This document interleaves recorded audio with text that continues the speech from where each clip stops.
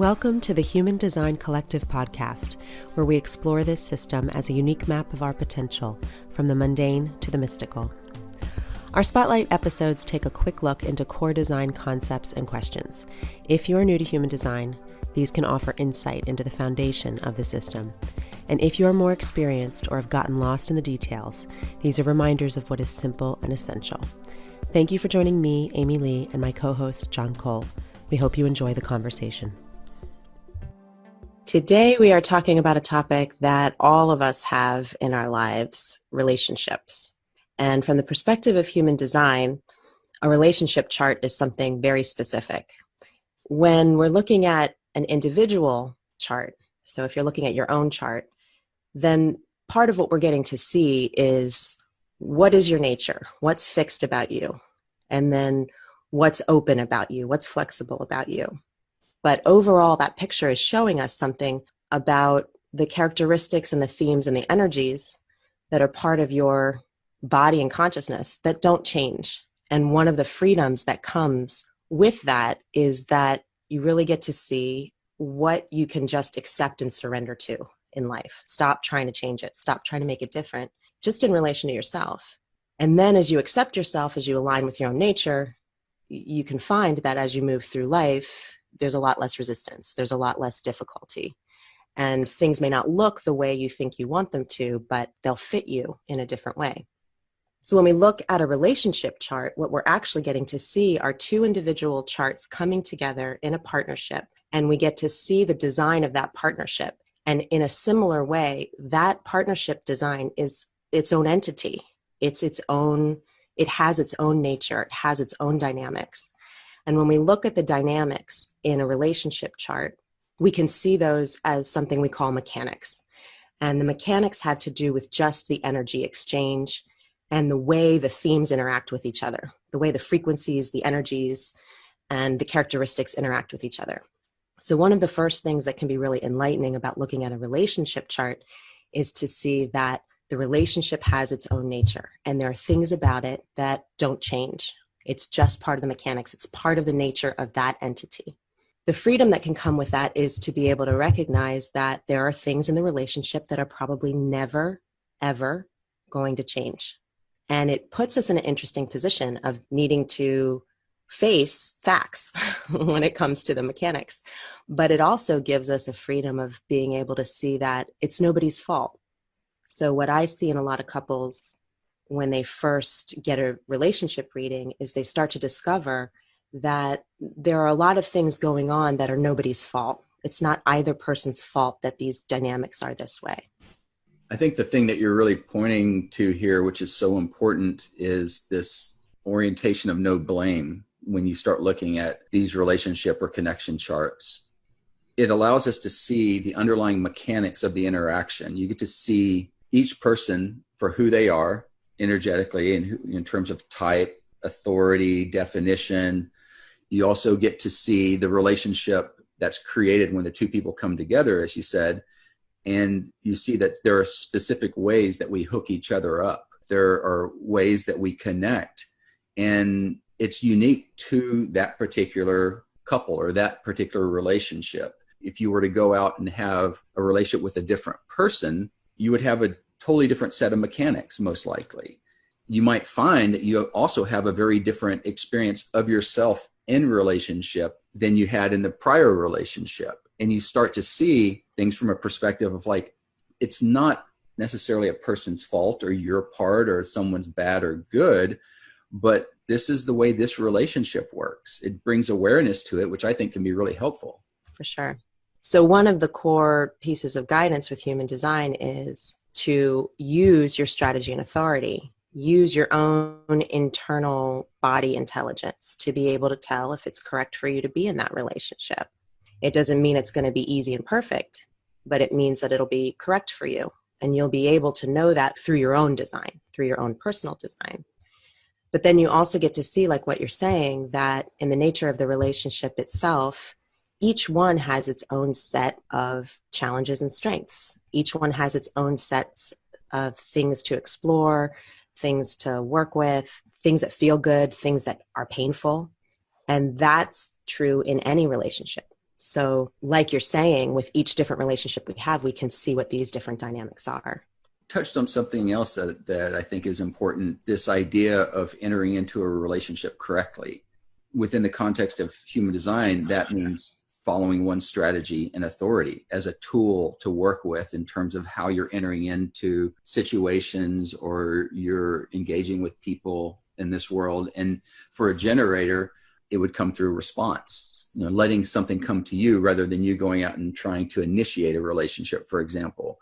Or if you're a projector, it's going to be even more specific. You're really waiting to be seen and recognized for who you are, and then invited into a relationship that in a way that you can show up as yourself, not trying to be something different than you are or having to compromise yourself right as you're going into the relationship. And it makes a lot of sense just on a very common sense, mundane level. Like if you're entering into a relationship and you're not clear on who you are or who the other person is, if you're trying to prove yourself or you're making a decision or going into a relationship or a marriage or bond for your family or your community or culture, that may not be correct. And it's setting the tone for the entire relationship. It's a really important consideration in all of this is how are we entering into relationships, and are we entering into the relationship with an awareness of self and the other as they actually are? Yes. So that's a really interesting piece, because I'll see people ask all the time, especially when they're encountering a new relationship. They might want to go to an analyst or look up the charts online and say, oh, is this going to be a good relationship? Or what kind of design should I be looking for? And those things, there are things in that kind of analysis that can give you some clues about what the dynamics in the relationship might be like, but really only your own internal response or your own internal awareness about the interaction that can tell you if this relationship is right for you or not. I think the big thing that becomes a real problem in relationships is the same thing that's becomes a real problem for us as individuals. And that has to do with conditioning and imitation, you could say. I mean, I think a lot of the issues that we encounter as individuals come from taking in a certain amount of conditioning from society or from family or from past relationships that makes us think I'm supposed to be a certain way. If I can make myself conform or imitate the model of something that I think is the best way to be, then that's how I can get through life. And it's when we get into that kind of dynamic with ourselves that we lose touch with our own nature. And in the same way, we live in a culture and society, no matter who you are, or where you are, that has very specific ideas about what a relationship is supposed to be. And the funny thing is that in most cases, there are a very small handful of options for relationship. It's sort of like you have your lifelong partnership, you have your familial sibling-like relationships, you have your parental type relationships, you have your co-working relationships. But if you really looked at the models that we set up in society, there are a very small handful of variations there. And then for each one of those, we have this idea of what the ideal is. And some of those factors really interfere with us being able to see the relationship for the unique thing that it is and appreciate it for what it is. I think one of the big ones is the idea that if a relationship is good, whether that's a work relationship, a friendship, or a partnership or a marriage, if the relationship is good, it means that you want to be together a lot of the time and it lasts forever. You have close contact till death, And so there's this sense of failure that a lot of people feel if they have challenges in the relationship, or if there's certain things they don't have access to in a particular relationship, or if you get to a point when both people, if you're really being honest, you can tell this relationship's done for now in this form. There's a sense of timing, I think, that can go with relationships that we don't acknowledge or recognize, because we have this idea that it's supposed to be a certain way for a certain amount of time, and the longer the better, and the more intense the better, and the more we're happy and light all the time, the better. And these are all judgments that I think really interfere with being able to appreciate the relationship for what it is and let it live as its own unique thing. Yeah, I think what you're pointing to is this tendency for the mind to grab on and hold on and try to direct the life. In other words, we end up following these mental narratives, these mental scripts that society hands us or our family hands us. And then we try to adhere to them. And we say, well, this is the way it works. It must be like this. And that's often very different than what our natural response to something might be, or where our energy naturally wants to go. And it may put us in a position where we're trying to live in a way that's just not either healthy for us, or it's not who we are. It's not actually what we're here to do. And we keep overriding our natural way of relating or going into things. And it ends up being kind of almost like a counterfeit. We talk about the not self in human design. And then you mentioned this question of timing. If you want to look at it in terms of like the lifetime, a lot of us don't even know who we are and what we're here to do until we get through the Saturn return, which often comes up at around 29, 30, somewhere in that range. We start kind of getting a sense of it if we're living as ourselves. So we have at least the potential for that at that time. But we're making all these decisions based on these other scripts or narratives at an earlier age, often in our early to mid 20s or late 20s, when we're still working it out. We're still trying to figure out what we're about, what our life is. And then we're making these promises, as you said, or these commitments, or establishing these bonds indefinitely.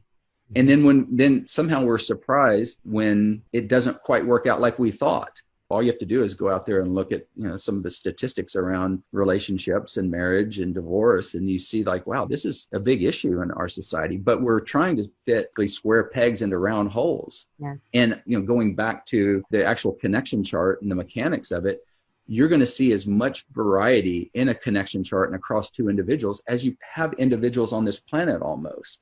Mm-hmm. And yet we only have a handful of these templates that we're all trying to adhere to or force ourselves into. Yes, I think it sets a lot of us up for a lot of disappointment and failure because there's so much pressure and there's so much expectation. And like you said, there's so much of an idea we carry in our heads about what a relationship is supposed to be and how it's supposed to feel. But I think the truth is that you don't actually know what a particular partnership dynamic is or how it's going to feel until you encounter it. If we could approach it that way with a sense of curiosity, we could actually give the relationship a chance to live as itself in the same way that when we bring children into the world, if we didn't immediately impose upon them a whole set of expectations about what they're supposed to be, we'd actually have the opportunity to be curious and discover who they are as a unique being. So I think we had, when Mark Germain was with us, he was saying expectations are the devil. And I liked that phrase because I think it's really true. It's a really sad thing I can see in a lot of relationships where both people are really, really suffering. They're really actually in a lot of pain. And there actually is a lot of love and respect underneath it all. But they just don't know how to deal with the mechanics. And they don't quite know how to face the truth of it together.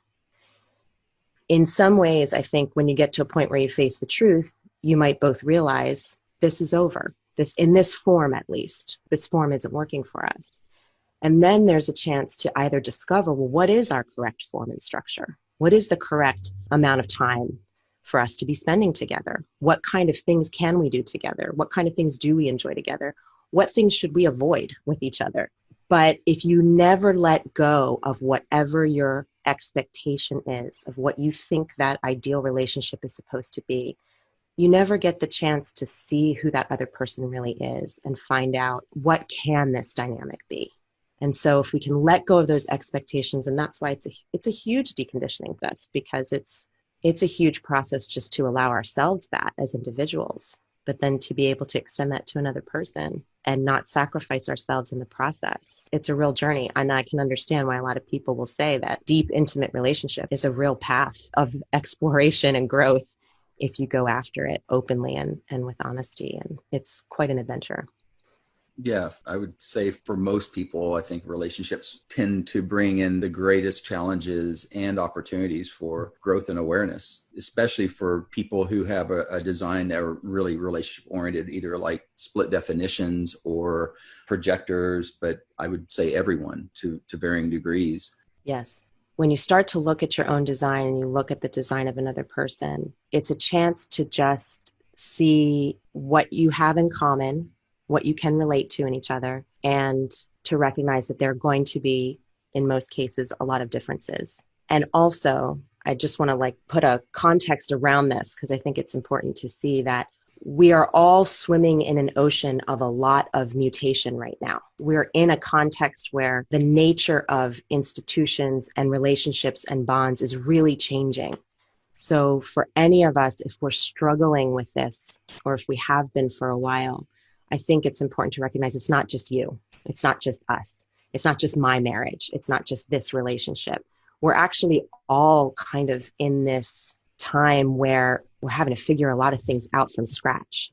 And the things that we used to be able to just rely on and count on are changing. So it requires a lot more seeing and creativity. Even just to come into it with your partner, if you're going to look at your designs together, to see if you can have that attitude about it.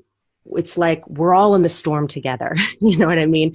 Nobody's trying to make it harder for anybody else, I don't think. But I think it can be hard for us to realize this is not just my personal problem, or this is not just my partnership that's having a problem. We're swimming in a sea of a storm and we're all just trying to find our way. So I think that's a good first attitude to have. That is a really good point. It goes back to what you were saying earlier, that it's rarely a question of love or care for the other person. Just entering into it from that place. It's like we all have our issues. We all have our work to do, a certain amount of conditioning that just needs to be processed and worked through. But I would think it's pretty rare, even in some of the most contentious relationships, to really think that the other person simply doesn't like you because of the way that they're behaving or their tone of their voice. It's usually not that. There's something else going on. There's a pattern there. And if you can really get down deeper into the relationship and what each person wants, I think we'll see that people just want to be loved, to be accepted, and to be themselves. Mm-hmm. And that is a great place to start, is to be able to both accept yourself as you are and then the other as they are, and enter into the relationship with that orientation or that point of view, holding it that way. That doesn't happen as much as we might think. It's actually pretty rare. And as you said too, or you were quoting Mark, expectations of the devil. And that's a big piece of it. We go into it with certain assumptions or expectations about who the other is or who we want them to be.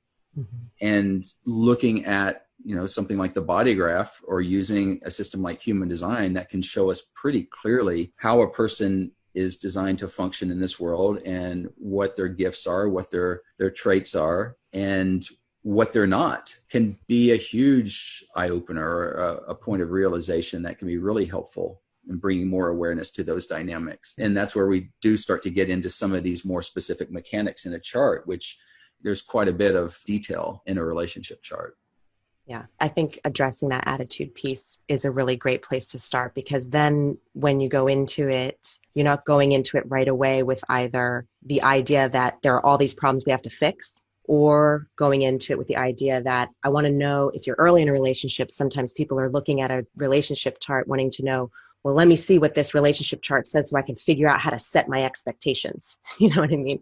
And it's sort of like to throw both of those out the window and just come into it with, let me just be open and see what I'm dealing with here. Let me just see myself for who I am and see what I'm dealing with in this other person. It's such a different way of going through life, though. One of the interesting questions that comes up from time to time, or I've encountered it from time to time, both online and social media, or talking with friends about it, is, shouldn't there be a human design dating app or something? Shouldn't there be a way of matching people perfectly on their characteristics or their designs? It's understandable that will, let's build an app for that too. It's like, that's kind of the world we live in. But a lot of that is just the mind trying to figure it out ahead of time, instead of doing what you're saying and actually entering into it from this state of openness to see what it could be, and following one's strategy and authority as a way of taking you into a relationship the mind again comes in and says, well, let me go and figure out what the safest thing or the most comfortable thing or the thing, how I'm going to get what I want. And can this person give me what I want? And some of that can see in the BodyGraph, like we've been talking about, but it becomes to be more of a mental exercise than really trusting in life, trusting in one's strategy and authority, and in a way surrendering to the life that you're here to have. You're going to get what you get. And that's a really hard thing for the mind to let go of, I think. Yes, for all of us. Yeah. So as we start to step into looking at the specifics, I think we could invite ourselves to just go in with it with the attitude that nobody's wrong. There's nothing wrong with anyone. There's nothing wrong with any individual, and there's nothing wrong with any relationship. That's actually one of the things I love about human design, is that the design is perfect as it is. Every design is perfect as it is. Every person has their specific place and function, given what their nature is. Similarly, I think every relationship has its specific place and function, even if that function might end up being to not exist. But there's a place and function for every relationship as well. So nothing wrong with you, nothing wrong with me, nothing wrong with us. Let's just look and see what's here. One of the first things I think when you're looking at a relationship is just to recognize the basic elements of the design and see where you have commonalities, where you have differences. You can look on a really simple level from type to type. So if your partner or the person you're dealing with is of the same type as you are, and you know a little bit of something about that, then that can be a place where there's a certain amount of natural resonance, or there's a certain amount of natural understanding. If there are differences in type, I think that can be one of the first really valuable places where you can learn about what are the differences. If you know something about your own type, if you know that you're a projector and you're in relationship with a generator, then take a look and see what is that about? What is being a generator about? And you'll start to see this is a different creature. This creature has a different energetic function than I do. What is natural to their body and their energy maybe has a different, just core basic dynamic. So that's, I think, one of the first places you can start. The second place we could look at is emotionality, which is one of the biggest themes in looking at design. So you can just notice if you're emotional, if you have the solar plexus, the emotional center defined, then you have emotional authority. And that's one of the first things you can notice is, does your partner have emotional authority as well, or do they not? And if you dive into what it means to be emotional, and we can link lots of resources to that for anybody who's listening, then that can give you a lot of awareness about your differences or your similarities in terms of emotionality, which tends to be a big part of romantic relationships, especially. And then if you take it a step further, you can also look at the centers. So a really simple example would be to just look at, where do you both have centers in common? Do you both have the sacral center defined? Do you both have the throat defined? And those places where you both have a center defined, those can be areas where you can go to be able to work things out or understand each other or find some common ground. Yeah, that's a really helpful, simple tool, is this the idea of having the shared centers. And then, as you mentioned, the type to type or type differences, just starting there. What do we have in common? What are our differences? Can we come together in certain ways? And are we just fundamentally different in other ways? Then it's a question, again, of acceptance. One of the other interesting elements is we can look at profile resonance. Like, for example, are you sharing the same profile with the other? Or is that profile in harmony with the other? Like, for example, a 1-3 profile harmonizes with the 4-6, the 1 and the 4 and the 3 and the 6. Or you could have 2 4-6 profiles, and there would be just this natural sense of resonance in terms of the style or way of moving through the world, way of, I would say kind of like the natural way of interacting or orienting towards life as a whole. Or is it fundamentally different? Again, there's the relationship themes that Ra talked about, which were kind of like little rhymes. This is where, when you put the two charts together, you have a certain number of centers defined in the connection chart, the partnership chart. And each configuration has a certain theme.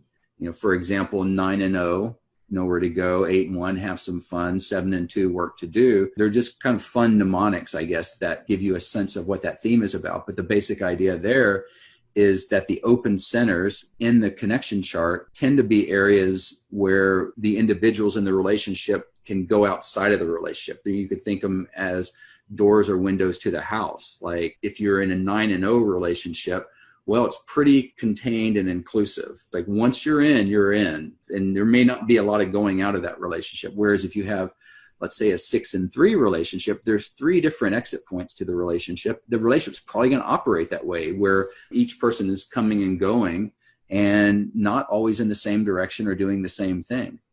Yeah, that's a great key to look at. And it points to a bigger theme, which we can see in a lot of different aspects of design, that has to do with how much natural space is there in any given partnership. Some partnerships, the way the mechanics work, it's natural for the relationship to be kind of tight and consistent, for there to be a lot of contact, for there to be a lot of time spent together, even if you don't enjoy it all the time, but there's a certain natural way that the relationship kind of holds itself together. And then there are a few different aspects like what you're mentioning. If there are multiple open centers in the relationship chart, then that tends to point to a relationship that naturally has more space in it. There's more room in it. There are more ways, like you said, to get out of the relationship, or to take breaks from it, or to have space, or to be exploring different things together, not necessarily at the same time. We can also look at definition. So if you're looking at your chart, you'll see there's a feature that says definition, and it'll say single, split, triple split, quad split. There are a few different variations there, but that can also show as individuals, when the going gets tough, what's your tendency in terms of relationship?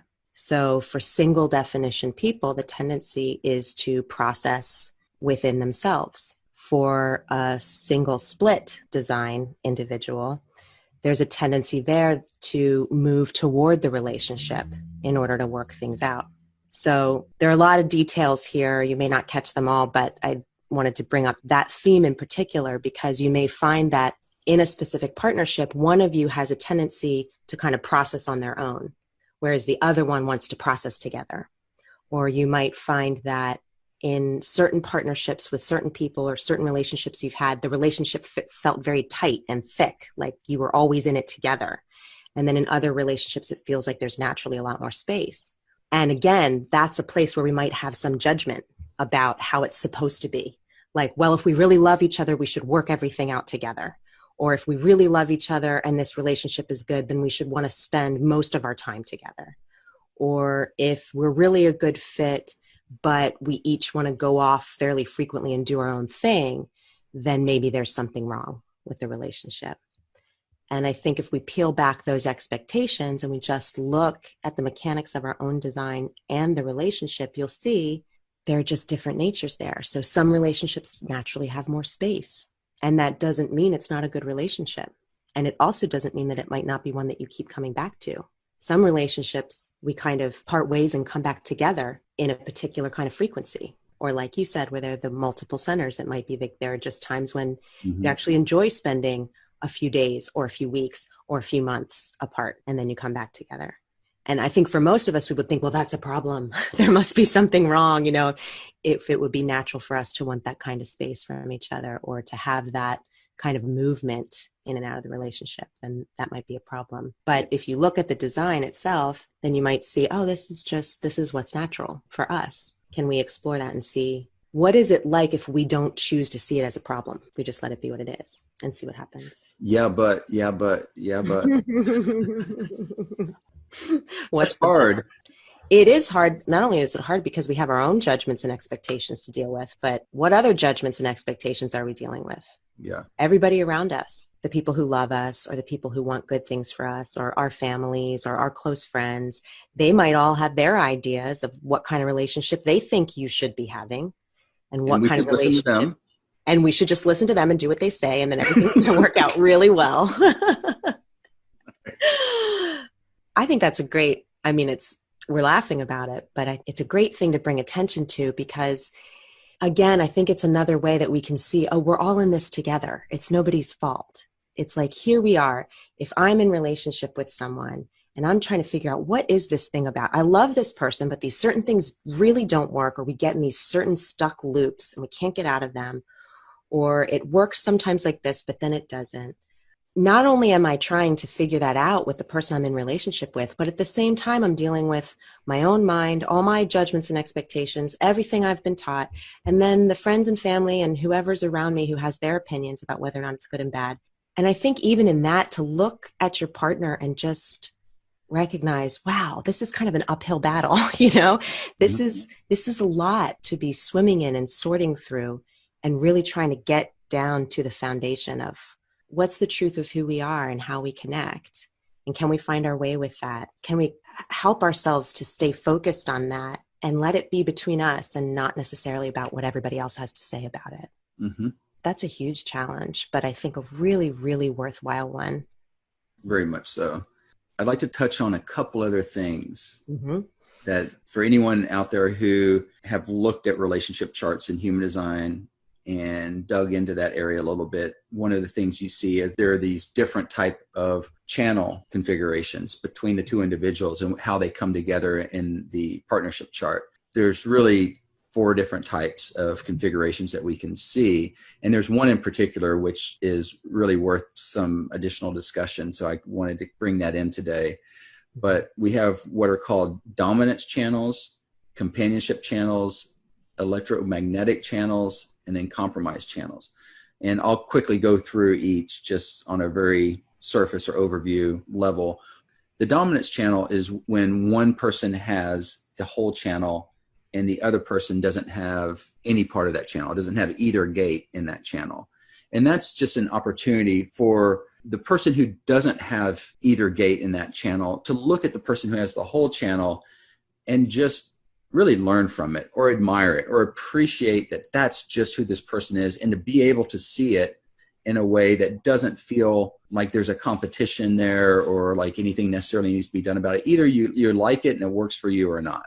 And here's the thing I want to say too, is there's really no good or bad in any of this. And so as we're talking about these different channel types and you're listening and thinking, well, that dominant sounds negative, or maybe it sounds good that we have that, it may or may not be. It's up to whether it works for you and it's correct for you. There is no inherently good or bad moralistic statement that we can make on any of this. We can just see these things as describing how the relationship operates. The other type of channel is a companionship channel, and that's where both people have the same channel. And it's maybe in some ways a little bit like the situation we mentioned earlier where you share a center or a couple centers in the body graph.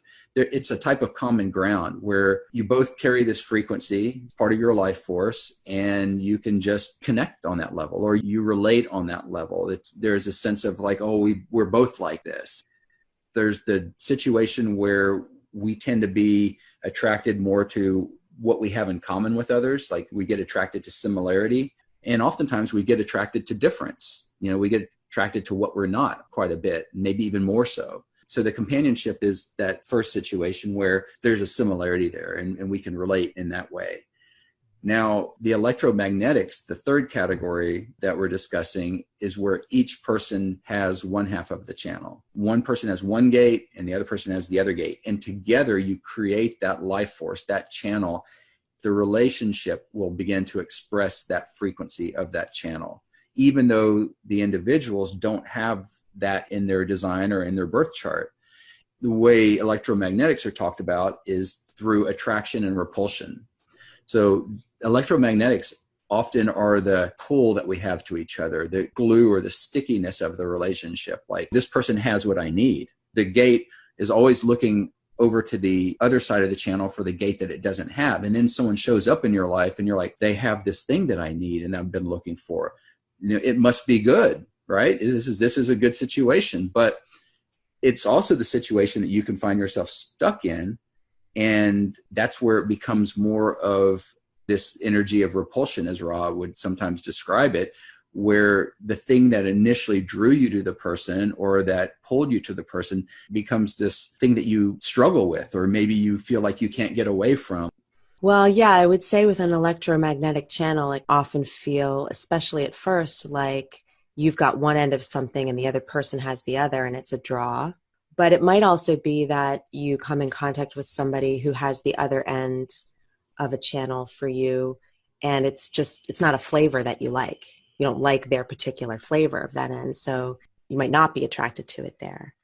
But when there is attraction through the electromagnetic in a relationship, I think what you're pointing to is that often initially that can feel like a strong pull. It can feel like a strong magnetism. And then what happens over time is that it can sometimes start to feel confining. So it's not necessarily that it feels bad, but it feels limited in the same way that any channel definition that we have is a limitation. It's a specific, fixed aspect of the design. So in a relationship chart, the electromagnetics are fixed aspects of the relationship. If you enjoy them and you continue to enjoy them, then that can work great. And then you may also find over time that there are points you hit where you're interested in other flavors of that frequency. It can start to feel like a limitation. I think the question there is more about, do you still enjoy it? Does it still work for you? Do you still respond to it in a way that feels satisfying? Or do you still feel invited by it to be part of the relationship, however that works for you? But it is a limitation, and it can be either a limitation that you enjoy or not. That's a good way of putting it. What about the last one, compromise? Oh, the last one is everyone's favorite. The last one, the compromise channel, is what happens when one person has a full channel and the other person has one gate within that channel. And that's a place where, unlike with the dominance, so when there's dominance and you see your partner has a channel you don't have, and you can just kind of respect and admire them for it, or you can see that it's not your gig, that's their thing, and they're doing it. When there's a compromise, you have a part of that frequency, but you don't have the full channel. And what that tends to mean is that that's a place where the person with the full channel compromises the person with half of the channel. And that can set up a dynamic where at first it can feel like an electromagnetic. At first it can feel like an attraction point for the person who's compromised, for the person who has one gate. But over time, you can start to realize the person who has the full channel actually doesn't need me. They actually don't need me in this realm, and I'm actually not that welcome in it. They're doing their own thing. They have their own fixed life force through this whole channel, and I feel like I ought to be a part of it because I have half of it. But I'm not really welcome there, because in any of our designs, wherever we have a full channel, that's a closed system. That's a closed area in us. It means that's our zone, that's our realm, that's a place where we have a fixed way of being. What can happen in relationship there is that the person who is compromised can feel like they want to try to have influence in that theme, in the theme of that channel, but they never really can. And if you keep trying, if you keep going to that theme to try to take part and to try to compete with the partner who has the full channel, you'll probably find it becomes a really sore spot. And the compromise channels tend to be places where we see couples get into, those kind of arguments that just loop. Mm-hmm. They just sort of like go around and around. You can never get to the bottom of it. You can never fix it. You can never make it better. And if you've been with someone for a long time, you start to recognize it like, oh God, we're going down this wormhole again. Oh no, we're going to have this argument again. Often compromises have that kind of feeling to them over time. It's like the sore spot in the relationship. Mm-hmm. Going back to what you're saying about how we were discussing the electromagnetics and how the gate wants the other gate at the other end of the channel. If the mind comes in and starts trying to have the whole channel or be the other part of the channel to be the gate that it doesn't have, then it's the equivalent of continuing to poke that sore spot in the relationship again and again. And like you're saying, maybe to have a certain amount of influence or to be able to do what the other person does or to compete on a certain level. And it sets up these situations that really can be the deal breakers in a relationship. If the person keeps going back there, it becomes this question of really awareness, seeing the underlying pattern, seeing the dynamic, and then accepting that this is what it is, yes, that we're not going to change it. Mm-hmm.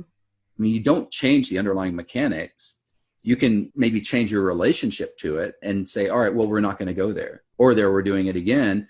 Let's do something else. Let's go for a walk, or let's connect another way, or try something else, have a different experience, but stop poking that same thing, because it's not going to change. Yeah.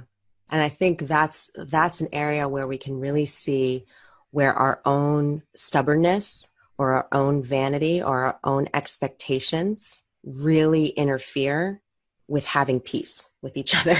You know, I can give an example. I have a few different relationships in my life where the person I'm in relationship with, I can use my mother as an example. My mother has the channel 1858, which is the channel of judgment. It goes from the root to the spleen. It's a design of insatiability. So anyone who has this full channel has a very fixed instinct about what to correct and a particular drive and energy to want to fix it. So these are people who tend to have their own vision of what can be corrected and their own drive to actually do it, to fix it and make it better. I have just gate 18, so I have half of that channel. And in those relationships, before I realized that, I would find that these are people in my life who would often correct the way I was doing something, or I would try to get them to use their energy to fix something the way I saw it should be fixed, the way I saw it could be corrected. And what I've had to learn over time is to accept that people who have that channel are going to have their own instinct of what to correct, and it's different than mine. And I'm probably not going to be able to influence them to get them to use their energy for the things I want to correct. If I keep holding on to that expectation of like, I want to interact with this corrective energy, then I kind of set myself up to keep failing and keep being disappointed in the interaction. Whereas if I just accept she's got her energy, she's got her own sense of judgment and awareness there, and she's got her own drive for what she wants to use her energy for, that's probably not a place where I'm going to be able to interfere with her or influence her very much. So just don't go there. Don't have that. I let go of that expectation. I let go of that fight. It's like the pick your battles thing. Like, that's not a battle to pick. I can't win that one. And if I keep trying to, I'll probably find that I keep bringing some experience of damage into the interaction, because I'll keep feeling like either I'm inadequate in some way, or she's hurting me in some way because she's not giving me what I want or doing it the way I want it to be done. And that just leads to a lot of unnecessary suffering when it's not her fault. It's not her fault that she has this fixed life force in her. She's going to do what she needs to do. That's what she's designed for. Right. Yeah, you can't blame the other person for being themselves. You know, it's like you can, but it doesn't work very well. Well, sure you can, but it's maybe not advisable. It's not going to really help, or it's not very productive. And so, thinking of examples, you know, Ra gave that example of the channel of acceptance, a design of an organizational being, which is a 1762. That was the compromise that he had with his wife, apparently. And Ra having the 62, but lacking the 17. And he would talk about it in a humorous way, like he was always the idiot. Like, he could have all this knowledge, he could thousands of students around the world, thousands of students doing all this and like literally changing the world, but he's an idiot. You know, at home he's an idiot. At home he's in it. Don't go there. But that humor element can be really important when you start seeing that pattern set up again, or you start seeing that loop established, to change your attitude towards it, or change your relationship to it, or your perspective. You might be able to inject some humor in it, humor towards yourself, or humor towards the other. You brought this great metaphor the other day about game theory. And it's like, you know, playing a video game or something and going into a room and seeing that the same algorithm is playing out again and again in this room. And every time you go to the chest and open that box, you know, it's like, this is the thing that happens. Well, maybe do something different, or don't go in that loop again. Or stop expecting it to be different and either accept defeat or don't go in that room. Like, I loved the way Ra handled that, because he just said he was secure enough with himself and accepting enough of his own nature and his partner's nature to say, I'm not going to influence her opinion. She's got that channel. She thinks for herself. It's a fixed, closed life force energy. I'm never going to be anything but an idiot in relation to that. So I accept in that realm, I'm the idiot. She's always right. So I think to either accept defeat or just to don't go there expecting a different outcome. Don't go into that theme and expect it to play out differently. I love thinking of relationships as a game, because then it stops being about, is this relationship right or wrong? Is it good or bad? It's more like, this is the game. This is the game of this relationship. These are the features of it. These are the different rooms that exist. These are the different tools that exist in this game. And really, it's not about thinking that you can alter the rules of the game. It's more just to find out, are you creative? And is it still correct enough for you to keep playing it? Or are you done with it and you need to play a different game? Doesn't mean anybody's right or wrong or good or bad. It's just what's happening. It just is what it is. Right. And that's maybe what it all comes down to. We kind of started here. It seems like we're kind of finishing here. This place of acceptance of self and other, no blame, entering into relationships correctly. What are the practical takeaways from this? Letting go of expectation, being willing to see what the similarities and differences are between you and another individual, and to not turn that into a source of somebody has to change. In some ways, it's almost like, let's assume nobody's going to change. Yeah. And then just look and see, what do we have in common? What goes easily for us? What do we enjoy here? And then where are the pain points? Where are those downward spirals where you can either choose to lose? One of my favorite relationship therapists used to say, if you're in an argument with your partner and you catch that you're in one of those looping arguments, if you're the first one to realize it, then it's on you to decide to lose. Let the other person win. There's no extent of the fight that's going to get you somewhere different. So just let go. Let it be what it is. And then to see what you have in common. Where are places where you can come together and understand each other easily, realize that you have similar nature, and enjoy that. And I might add that relationships have timestamps.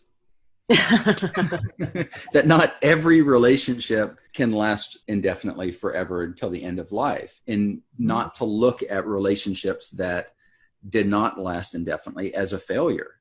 Yes. Maybe certain relationships are highly significant in our lives and they last 5 minutes. You know, we have a 5-minute conversation with someone at the grocery store. It can really change things.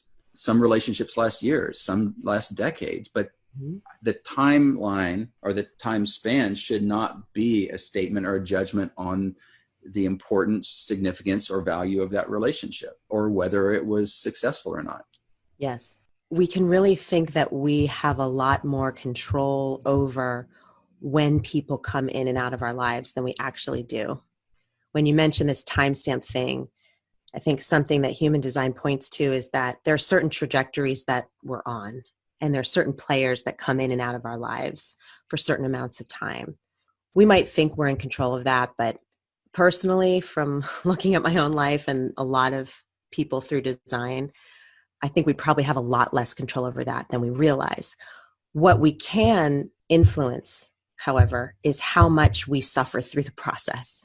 So for as long as someone is in our lives, or for how they go, that's where we have an opportunity to really lessen the suffering around it all.